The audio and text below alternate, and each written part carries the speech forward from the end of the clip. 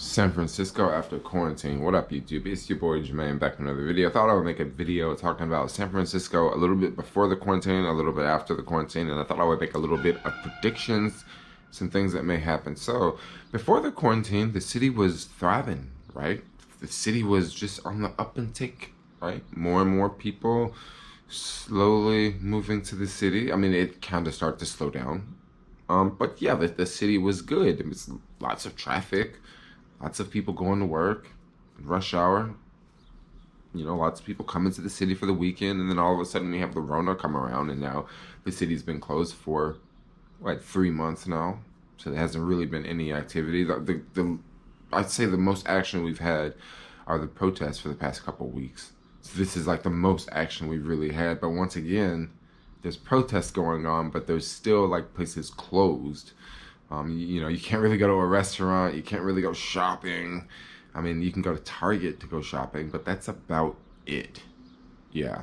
So predictions forward on. Okay. So as of the making of this video, it's June the 14th, and I predict that the city will begin to reopen up this week. Now, they've already announced that the city's going to reopen, but just because restaurants are allowed to reopen doesn't mean that they're just going to open immediately, because maybe some restaurants can't open immediately. Maybe they have to find their employees to come back.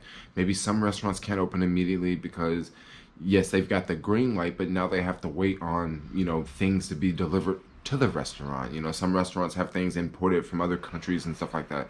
So the day that everything opens is not the day that everything will actually open. My prediction is this is when we will see the true winners and the true losers. Because when we went into lockdown, when the quarantine started, this is like an earthquake shaking. Okay? When the earthquake is shaking, you really can't see the damage. You can't see the damage when the earthquake is shaking because you're looking around and it's shaking, okay? You can't see anything. As of today, as of right now, the earthquake is still shaking, so we still really can't see anything. We see some damage. You know, we see some businesses have went out, okay? We see a few that have went out, but we haven't seen the full damage of what closing down a city or a country for months have done. We haven't seen that full damage because we are still shaking right now. Okay, so eventually, I would say in a couple months, then we're gonna see more and more restaurants go. We're gonna see more and more retail go. Okay, this is gonna happen over time. This is not gonna happen the first day. I would imagine that there will be people out shopping a lot. The malls will be busy because people will be out shopping. Okay. But I believe that this is going to die down very fast. Okay, I don't think this is going to be like a normal trend that people are out shopping all the time. I think there's pent up demand right now because things have been closed and people do have money to spend. I talked to a lot of subscribers and a lot of people I know, and a lot of people are saying the same thing. A lot of people are saying that, look, I have a lot of money saved up right now because there's just nothing to buy and there's nowhere to go, and I'm still getting money from unemployment. I'm still getting money from, you know, all sorts of benefits, and there's just nothing to spend. So I imagine that there's going to be a lot of people buying things, okay? And then that's going to slow down. Okay, city life has definitely shifted. Okay, city life has definitely shifted. If you are working at Twitter or Facebook or Google or any big tech company that has told their employees that you can work from home, why would you stay in the city when you can work from home and you can work anywhere else? You can go up to Lake Tahoe area. You can, you know, rent a house or even buy a house in Lake Tahoe area for the same price that you were paying for a little box apartment in the city. The city has become unappealing like overnight. Okay, before the lockdown started, before the quarantine started, techies in the city were already feeling this pinch. Okay, they're already feeling it. A lot of the techies are afraid to walk down the street. Okay, they're afraid to go to the store. Okay, they're afraid to be around other people. They're afraid to see homeless people. They're afraid to be in the city. Yet they want to be in the city. A lot of tech workers, what do? They live in their buildings, right? There's a fitness center in their building. There's a pool in their building. There's common areas in their building. But with the quarantine in place, all those things are closed in their building, okay?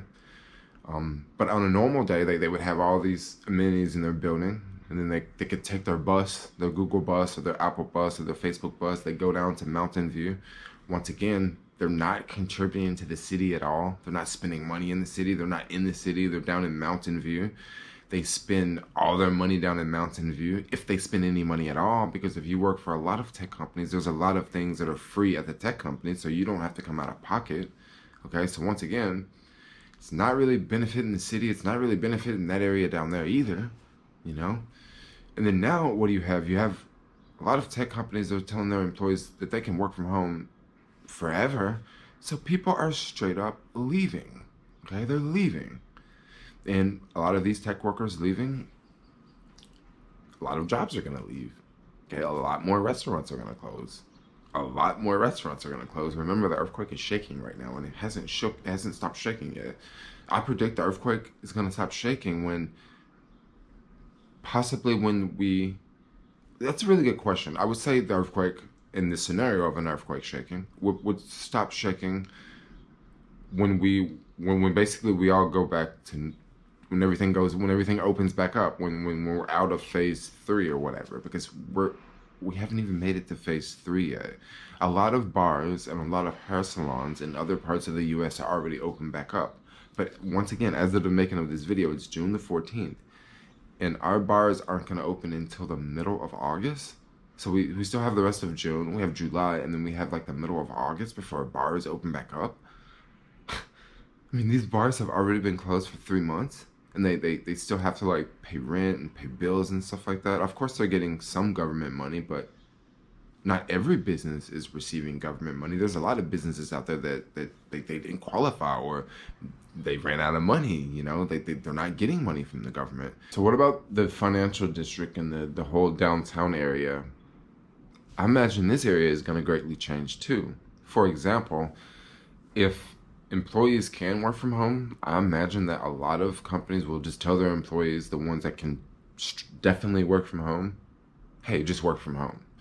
And of course, every employee, maybe not every employee, can work from home. Maybe you need a few employees in the office because maybe you have to do things like you have to process paperwork, or you have to like do something physical that you have to be in the office for.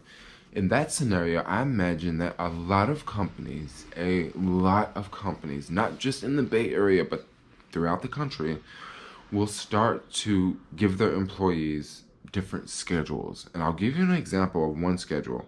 And a schedule of this: you work Monday, Wednesday, and Friday. Next week, you work Tuesday and Thursday. And then you just keep switching them out. So that way, you have half of your workforce working Monday, Wednesday, and Friday. Then you have the other half working Tuesday and Thursday. And the next week, they switch. Okay? Now, this does a lot of things. This sets up the whole distance for social distancing, because now you have less people in the office. Okay, this also would greatly reduce congestion in cities. For example, I imagine there would be less people taking the bus if there's like roughly half the amount of people going to a financial center area.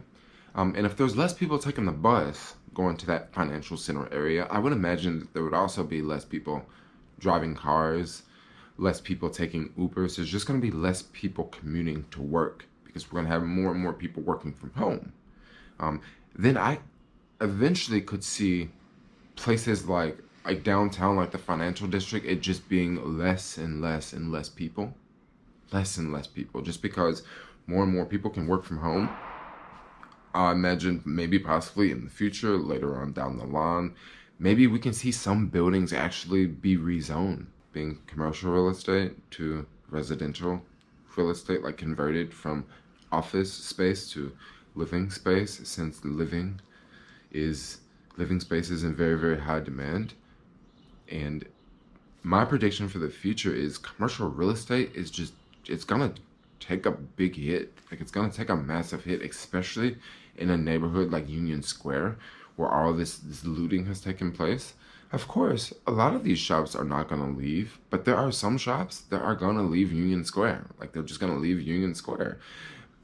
San Francisco, I imagine this city is going to be, it's going to be different for a couple years. It's not going to be the same city. Just just as of now, just as of today, just walking around on the streets in Soma, like as a man, as a guy, like I feel more afraid like now than I ever have ever living here. And the reason why that is because there's just less people in the city. There's less people in the city. There's just more homeless people now. There's just more people roaming around. I mean, you see homeless dudes walking around with tools in their hands, you know? And it's like, dude, you look mad homeless. Like, what are you doing with like a saw in your hand? You know what I mean? It's just like a lot of the city is getting really, really sketch. And if the city doesn't open back up soon, it's only going to get worse. But I imagine once the city opens back up, there's just going to be less people in the city. This is going to be the bad part. Yes, there still will be traffic. Yes, there still will be traffic, but I imagine there's just going to be less people in the city. A lot of people have already taken off and ran away from the city. A lot of people have said, look, we can work from home. Like, we don't need to be here. So if we don't need to be here, we don't need to pay all these expenses. We can just go somewhere else. Like, that has already happened. And more people are moving out. Like, as of now, I have to go to a job helping someone move because they're packing up and they're moving away from the city. I don't know. These are times that we're living in now. These are the times that we're living in now, guys. I don't know. I just wanted to make a quick video talking about some of the things I noticed in San Francisco. Also, I wanted to make a couple predictions of what I think is going to happen in the short term. I think rents are going to go down a little bit, but I don't see housing prices going down. But that's a whole nother video. I can talk about that if you guys want me to talk about that. Anyway, like, comment, subscribe, and peace out, yo.